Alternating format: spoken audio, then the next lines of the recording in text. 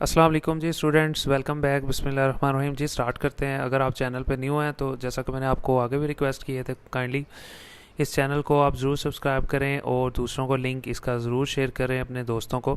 Thank you so much for watching. देखिए, सबसे पहले हम लोगों ने इससे पीछे जितनी भी चीज़ें थी सारी कवर कर ली हैं इस चैप्टर की। तो आज हम स्टार्ट करते हैं। इसके अंदर दो टॉपिक हैं, एटॉमिक साइज़ क्या है और एटॉमिक रेडियस क्या है। एटॉमिक का मतलब एटम की बात कर रहा है कि एटम का साइज़ क्या होता है और एटम का रेडियस किस तरह से हम लोग मेजर करते हैं। अगर हम बात करें एटम की, तो मैंने आप प्रीवियस चैप्टर में जाके चैप्टर नंबर 2 जो है उसके मैंने 12-13 लेक्चर्स रखे हुए हैं। उसके अंदर मैंने डिटेल से आपको सारा बताया हुआ कि एटम किस तरह का होता है। तो नॉर्मली आप लोगों को बड़े अच्छे से पता है कि एटम को अगर हम ड्रॉ करते हैं तो सबसे पहले आपको पता है एटम के दरमियान में न्यूक्लियस आता है, जहाँ पे ऊपर प्रोटॉन होते हैं और नीचे न्यूट्रॉन होते हैं। और उसके बाद एटम के बाहर शेल होते हैं। पहले शेल का नाम के है, दूसरे के शेल का नाम एल है, तीसरे शेल का नाम जी एम है और चौथे शेल का नाम जी एन है। ये सारी डिटेल डिस्कस हम लोग प्रीवियस चैप्टर में कर चुके हैं। तो यहाँ पे वो आपसे सबसे पहले ये पूछता है जी एटम का साइज़ जो है, एटॉमिक साइज़ है, वो कैसे मेजर करते हैं। तो यहाँ से एक शॉर्ट क्वेश्चन बनता है कि आमतौर पर एटम का साइज़ मालूम करने के लिए ये तस्वर किया जाता है कि एटम्स दायरे की शक्ल के होते हैं। जैसा कि मैंने अभी आपके सामने एटम को ड्रॉ किया, देखें ये एक दायरे की शक्ल का था, ठीक है। जब ये एक दूसरे के करीब होते हैं तो इनके बैरूनी हिस्से एक दूसरे को छू रहे होते हैं, यानी टच कर रहे होते हैं। यानी सिंपल सी बात है, अगर मैं यहाँ पे ड्रा करूँ तो यहाँ देख सकते हैं कि एक एटम फॉर एग्जांपल अगर ये है और दूसरा एटम फॉर एग्जांपल ये है, इसी तरह तीसरा एटम ये है और इसी तरह चौथा एटम ये है। तो वो ये कह रहा है कि जब ये सारे आपस में इकट्ठे होते हैं तो इनके बैरूनी हिस्से आपस में छू रहे, ये इसका बैरूनी हिस्सा है, ठीक है, ये इसका बैरूनी हिस्सा है, ये इसका बैरूनी हिस्सा है, ये इसका बैरूनी हिस्सा है। तो वो सारे कहता है आपस में एक दूसरे को टच कर रहे होते हैं। तो अगर आपसे शॉर्ट क्वेश्चन वो पूछता है एटम के साइज़ के बारे में, तो वो यहाँ से आप लिख सकते हो, यहाँ से लेके यहाँ तक, ठीक हो गया। अब हम बात करते हैं जो नेक्स्ट बड़ी इंपॉर्टेंट बात उसने यहाँ पे की हुई है, एटॉमिक रेडियस की। तो एटॉमिक रेडियस भी बहुत इंपॉर्टेंट है। यहाँ पे थोड़ा सा उसने कॉन्सेप्ट दिया है। साइंसदान ना स्टार्ट पे बड़े परेशान थे, बल्कि वो हमेशा से ही परेशान रहे और हम लोगों को भी उन्होंने अब तक परेशान किया हुआ है। तो सबसे पहले बात ये है कि देखिए, फॉर एग्जांपल एक ये एटम है और एक ही एटम है फॉर एग्जांपल। अब इस एटम का अगर हम ये देखें, दोनों फॉर एग्जांपल ये हाइड्रोजन के ही दो एटम है। इसका रेडियस यहाँ से लेके फॉर एग्जांपल मैं कहता हूँ जी 2 पिकोमीटर है, ठीक है। यहाँ पे यूनिट क्या लें जी, 2 पिकोमीटर है। और इस एटम का रेडियस मैं कहता हूँ यहाँ से यहाँ तक वो है जी 1 पिकोमीटर। अब साइंसदान इस हवाले से परेशान थे कि एटम का जो रेडियस है वो 1 रखा जाए या 2 रखा जाए। तो उन्होंने इस मसले को ख़त्म करने के लिए उन्होंने ये कहा कि आप ऐसा करें, ये दोनों रेडियस को किसी भी एटम के किसी भी एलिमेंट के दो एटम लें, उन दोनों एटम्स के रेडियस को यहाँ पे इकट्ठा कर लें। उसका टोटल फासला, इसका 2 था रेडियस, इसका 1 था। 2 और 1, 2 + 1 कितना हो गया जी 3, और उसको 2 पे डिवाइड कर दें। सो 2 और 1 3, और 3 को आपने 2 पे डिवाइड कर देना है। तो जो भी आंसर आएगा डिवाइड करके वो इन दोनों का रेडियस माना जाएगा। जैसा कि फॉर एग्जांपल डायग्राम मैंने छोटी बनाई, फॉर एग्जांपल एक एटम ये था और एक एटम ये था। ये दोनों फॉर एग्जांपल हाइड्रोजन के एटम है। तो यहाँ से लेके यहाँ तक इस एटम का रेडियस जो था वो था जी 3 पिकोमीटर, जबकि इस एटम का रेडियस जो था वो था जी फॉर एग्जांपल 1 पिकोमीटर। अब साइंटिस्ट इसलिए परेशान थे, वो ये कह रहे थे कि ये वाला रेडियस रखा जाए एटम का या ये वाला रेडियस रखा जाए। यह है तो दोनों हाइड्रोजन की एटम है, ये भी हाइड्रोजन के एटम है, ये भी हाइड्रोजन के एटम है। दोनों, इसका रेडियस 3 है और इसका रेडियस 1 है। तो उन्होंने कहा नहीं, आप इसको कैलकुलेट करने के लिए आप ऐसा करें, ये टोटल रेडियस को जमा करें, यानी यहाँ से लेके यहाँ तक दोनों एटम्स के जो न्यूक्लियाई हैं, ये न्यूक्लियाई का मतलब होता है न्यूक्लियस, ज़्यादा एक से ज़्यादा न्यूक्लियस जब हो उन्हें न्यूक्लियाई कहते हैं। दोनों एटम के न्यूक्लियाई का फासला जितना भी टोटल बनता है उन्हें जमा कर ले। इसका 3 पिकोमीटर है, इसका 3 और 1 4 पिकोमीटर हो गया, यानी कि सिंपल 3 + 1 और डिवाइडेड बाय उन्होंने कहा जी 2 कर दें। 3 और 1 जी 4 हो गया, 4 को 2 पे हम लोगों ने डिवाइड किया तो आंसर हमारे पास 2। ये जो 2 पिकोमीटर आया ना, वो कहता है अब ये 2 पिकोमीटर ही इसका फासला होगा और 2 पिकोमीटर ही इसका रेडियस होगा, यानी 2 पिकोमीटर ही इसका रेडियस है और 2 पिकोमीटर ही इसका रेडियस है। ये लड़ाई उन्होंने ख़त्म कर दी है कि इसका 3 है इसका 1 है, जबकि ये दोनों हाइड्रोजन के हैं। तो कहता है दोनों के लिए ये कर लें आप। अब कोई भी एलिमेंट के दो एटम्स हैं, उनका रेडियस फाइंड करना है, अगर डिफरेंट आ रहा है तो दोनों रेडियस को जमा करें, 2 पे डिवाइड करवा दें। आई होप आपको कॉन्सेप्ट समझ आ गया होगा। तो यहाँ पे उसने जो आपको एग्जाम्पल दी हुई है वो भी आपको हाइड्रोजन की उसकी कार्बन की दी हुई है। सबसे पहले उसने कहा हुआ है कि एटॉमिक रेडियस फाइंड कैसे करते हैं।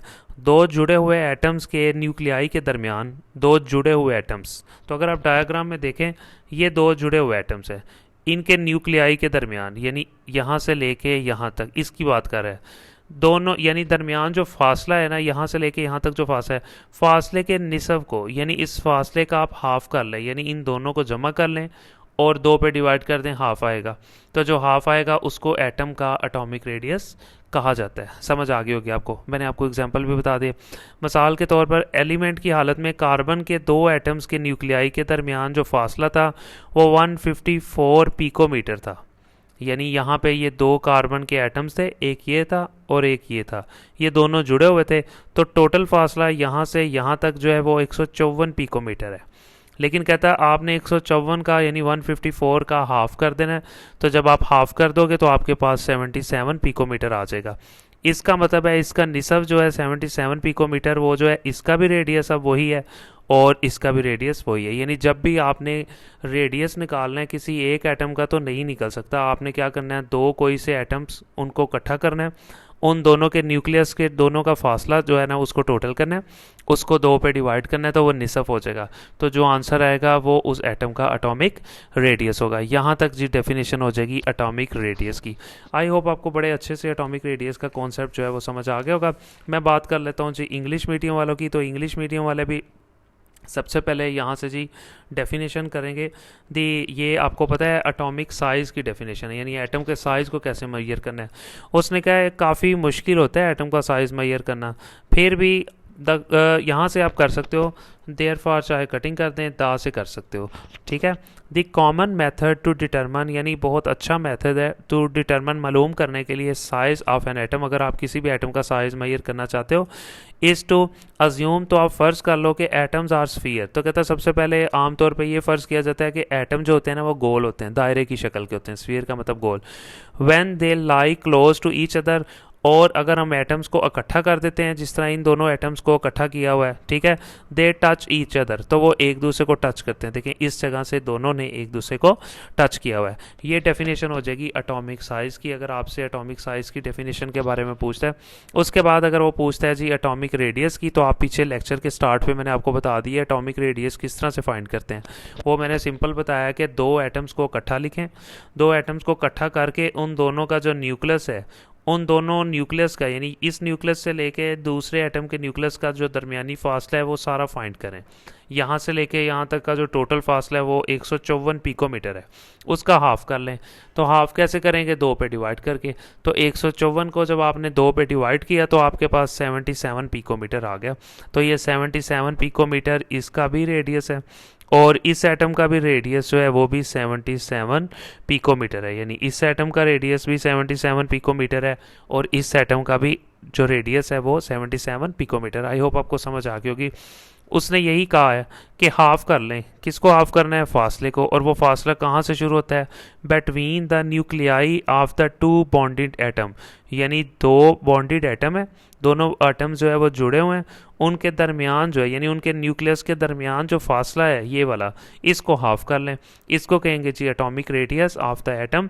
For example the distance between the nuclei of 2 carbon atom, कहता है सबसे पहले हमने 2 कार्बन के एटम लिए, ये लिए हुए हैं, कहता है उनके न्यूक्लियाई के दरमियान यानी यहाँ से लेके यहाँ तक जो फासला था, ठीक है, इट्स एलिमेंटल फॉर्म, जब वो एलिमेंट की शक्ल में थे वो 154 पिकोमीटर था, यानी 154 पिकोमीटर फासला था 2 न्यूक्लियस के दरमियानी फासले में, ठीक है।